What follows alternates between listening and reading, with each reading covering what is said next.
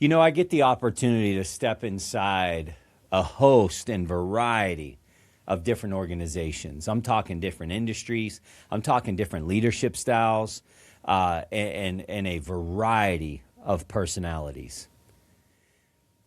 I would say some of these organizations are struggling. Some of them, they've plateaued.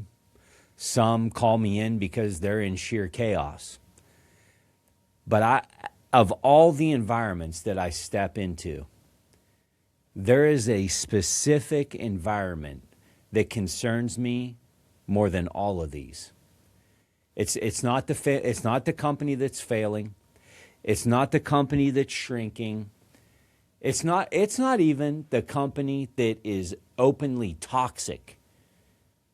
It's the ultra successful company. And quite frankly, I don't get called into these a lot, but from time to time I do. And I will tell you, there's some serious red flags. I'm talking about that company with strong revenue, healthy profit. Man, they got strong competitive advantage. They're growing market share. They got great compensation plans. Man, their branding, sharp.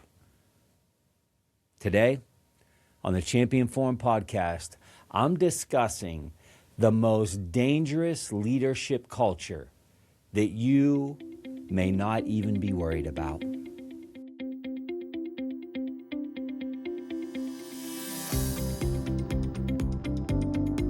This is the Champion Forum podcast with Jeff Hancher, the forum for leaders, champions, and dreamers. Take control of your career at Compassionate Care Unlimited, located in Western Pennsylvania. Compassionate Care Unlimited is hiring RNs and LPNs. Choose your own schedule for a perfect work-life balance. Plus, enjoy competitive pay and 24/7 personal support from their woman, nurse, and veteran-owned business. Enhance your skills with their CPR training classes for individuals and businesses. Learn more at CompassionateCarePA.com. Be uplifted, be supported, be part of the Compassionate Care Unlimited team and apply today. Compassionate Care Unlimited is an equal opportunity employer. Welcome back, leaders and influencers. I need y'all to buckle up for this one because I am about to navigate all of us through one of the most dangerous blind spots that exists in leadership. Today, I am talking to the wildly successful company that runs the highest risk of killing their company's culture. You know, from the outside, things look fantastic. But internally, it is quietly void of firm feedback. Yes, I said it. And healthy accountability. And that, my friends, that is very dangerous. Because what I've come to find with some of these successful organizations is that their success is hiding what oftentimes failure will expose and bring to the surface. When a company is struggling, weaknesses are obvious. And I will say, out of 10 companies I go into, probably 8 of them, they're struggling. And that's why they're calling me in. They want me to come in and put the tourniquet on and save from hemorrhaging out, right? You know, but when a company is struggling, everybody's focused on the opportunities. Everybody's focused on the challenges. How can we get better? Look, missed numbers, they get our attention. Underperformance, when we're failing, underperformance gets addressed. Hard conversations are happening when we're struggling because they have to happen. There's urgency whenever things aren't going well, right? But when revenue is strong and the pipeline is full, well, sometimes that pressure decreases. Urgency starts to wane and soften a little bit. Standards, they start to subtly drift away from what they used to be. And slowly over time, feedback begins to weaken from the strength that it once had. And this subtleness, it rarely happens in a dramatic fashion. It happens gradually over time. And here's how this story usually starts to unfold. The company starts winning. We're all excited. Growth is accelerating. Leaders are busy. Man, they're just running around trying to absorb all of the growth, all the success that we have. Morale is high because, I mean, look at us winning. We're beating the competition. You know, revenue numbers over a year prior are tremendous. And then someone underperforms. And it just doesn't feel as urgent as it once did. Because, look, overall performance, man, it's strong. Well, you know, when we're looking at the balance sheet, I mean, we're killing it. When we're looking at the competitive landscape, man, we are fishing out of a barrel here. So instead of healthy feedback, there's this little gentle nudge, a little gentle nudge. When we used to run to things like this, we're just being a little more gentle about these standards. Instead of this firm accountability, what starts to take place is a little more tolerance to what was once a high standard. Instead of this level of clarity that we used to pride ourselves on, in comes this level of assumption. And because the company keeps winning, and congratulations, like this is what we've been working so hard for, no one feels this pain immediately that is compromising the culture that we work so hard to build. And success starts to become the anesthetic. And guess what anesthetic does? Anesthetic, it starts to dull discomfort. And over time, here come the blind spots. And specifically, I will tell you, there's 3 specific blind spots that begin to form that I've seen with this scenario that's been played out time and time again. Let's talk about blind spot number 1. Blind spot number 1 is confusing results with the health of your company. Let's not get these two things confused. Just because you're profitable does not mean that you're healthy. Profit is great. I'm here to celebrate some good profit. But it doesn't necessarily mean that you're healthy. You can have strong revenue and weak leadership. Is it true? Can you have strong revenue and weak leadership at the exact same time? You bet you can. You absolutely can. You can have growth and eroding standards at the exact same time. Results tell you what happened. Health lets you know if this is sustainable. Blind spot number 2, high performers that cover for the weak performers. And the high performer listening, you're saying, Jeff, say it louder for the people in the back, because you're the one feeling the pain. This is a big blind spot. These high performers, top performers, peak performers, they start covering for the weaknesses that are bubbling up from the bottom in the culture that has been created by your success. In successful companies, your strongest people often compensate quietly. They're not even complaining about it because that's not what peak performers do. They pick up the slack. They work a little bit longer in the work week, put in an extra time in the evenings. They fix the mistakes that are happening that the leadership is overlooking. They carry conversations that others are avoiding. They defend and make excuses for inadequate leadership in an effort to, let's air quotes here if you're watching on YouTube, rally the troops. They're at the team dinner, everybody's traveling for the convention and the trade show and whatever, and somebody starts to badmouth the inadequate leader, and here comes the peak performer. Hey, listen, look, don't be too hard on them. They've been working really hard. I know that somebody said something dumb on the conference call and was acting unprofessional, and they shouldn't have talked to Sally that way, but look, you know, that leader, man, they really love us. They really appreciate us. They're really a good person. They have a big heart. Man, they're just working a lot.